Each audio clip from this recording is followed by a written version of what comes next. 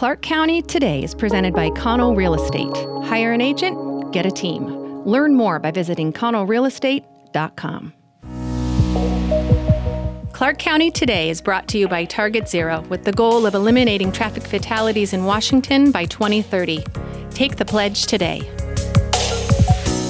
Hey everyone, Chris Brown here with your ClarkCountyToday.com video update for Wednesday, March 31st.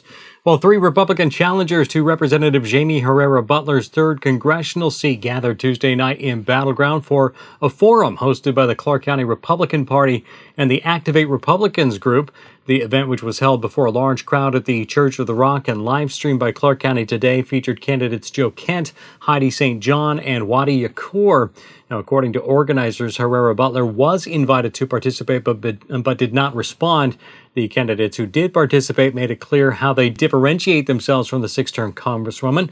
St. John referred to the 3 candidates as Trumpians, and Kent and Yakhour seemed to have a similar voice throughout the evening. All 3 candidates pledged to support whomever emerges in the race, but only St. John would say that she would support Herrera Butler if the Congresswoman advances past the primary as the lone Republican in 2022. For complete coverage of the forum, including a video of the entire event, see our full story at ClarkCountyToday.com.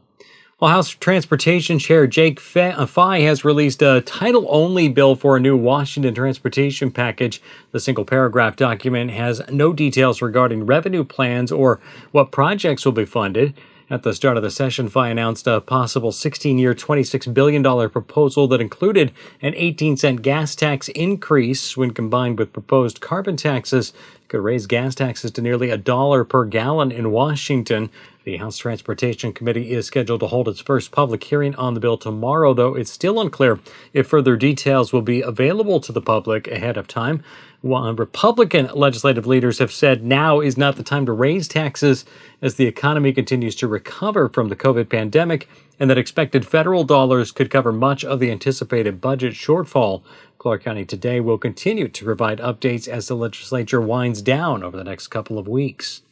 Well, the Clark County Sheriff's Office is requesting more funding to launch the first phase of a police camera system as soon as this summer.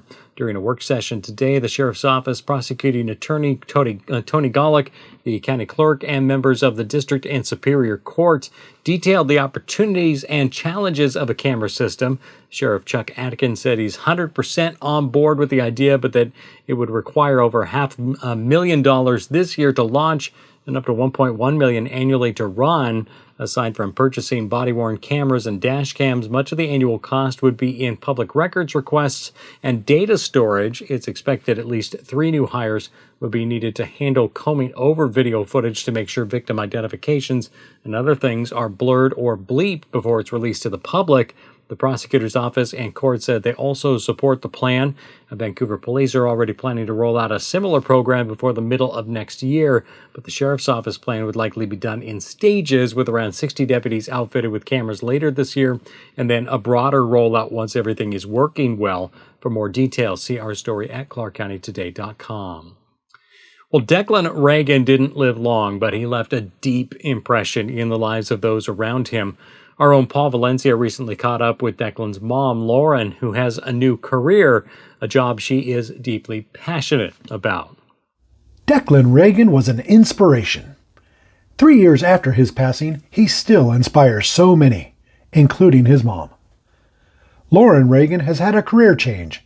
She now works at Bloodworks Northwest. Hi, I'm Lauren Reagan. I am the business development representative here at Bloodworks Northwest. I was originally introduced to Bloodworks 4 years ago when my son Declan was diagnosed with acute myeloid leukemia. He needed several blood transfusions and platelets throughout his journey, and circle back now 3 years post his passing, I am back at part of the Bloodworks team so that I can help families and pay it forward through having businesses and people come out and donate blood. Blood is life, Lauren said. And 3 years ago, blood transfusions extended Declan's life long enough to get 5 more months of precious memories. Declan and his brother Adrian received a video message from actor Chris Pratt. The Reagan family also got to see a Jurassic World movie before its world premiere. Hello, My name is Chris Pratt. I want to send my love and my thoughts and my prayers to the Reagan family. Hello, my name is Chris Pratt, and this video is for Adrian. These days, Lauren promotes blood donations, and she has a tattoo of dinosaurs that is very special to her. So the week following my son's passing, I knew that I wanted to start repaying back all of the units and blood products that he had used. So I got myself a tattoo. Dinosaurs are really important to both my boys. So this is my favorite, which is a brontosaurus with its two baby brontosauruses, and it's on my left arm. And every 56 days when I come to donate, I always donate on my left arm, because even if I'm looking, I can always look down to it and remember why I'm doing this, and just taking that hour out of my day to come down to our Vancouver center and donate blood and get my cookie and orange juice. She also tells her story in a Bloodworks 101 podcast. For a link and for more on Lauren's new job, see our story on ClarkCountyToday.com. That's great stuff. Thank you, Paul. Well, the latest data on COVID-19 for Clark County includes 37 new cases since Tuesday, but no additional deaths reported. Active cases fell sharply to 102, while hospitalizations remained fairly steady at 4.2% of bed space occupied by 19 confirmed and 5 suspected cases. Demographic data shows cases continue to largely be in younger populations, with fewer cases reported recently in those over age 60, possibly a sign that vaccinations in those age groups are slowing the spread of the virus to more at-risk populations. And earlier this afternoon, Governor Jay Inslee announced that anyone over the age of 16 will be eligible to be vaccinated starting April 15th. That's 2 weeks sooner than the previous May 1st deadline. We're confident we can take this step because our dosage allocations have increased. We've now had roughly 3.3 million doses that have been administered in our state. And more than 1 million Washingtonians are already fully vaccinated. As of today, 5 million people in the state of Washington are eligible to be vaccinated. In another bit of good news, the Camas Public Library has reopened to the community for the first time in nearly a year. Business hours will be from 10 a.m. to 6 p.m. Monday through Friday, closed on weekends. Only 35 people can be in the building at one time, and physical distancing measures are in place. There's also touchless checkout and book return stations. The library is also developing a free app to allow customers to reserve and check out books with curbside pickup. That's due out next month. For more details, check out our story at ClarkCountyToday.com.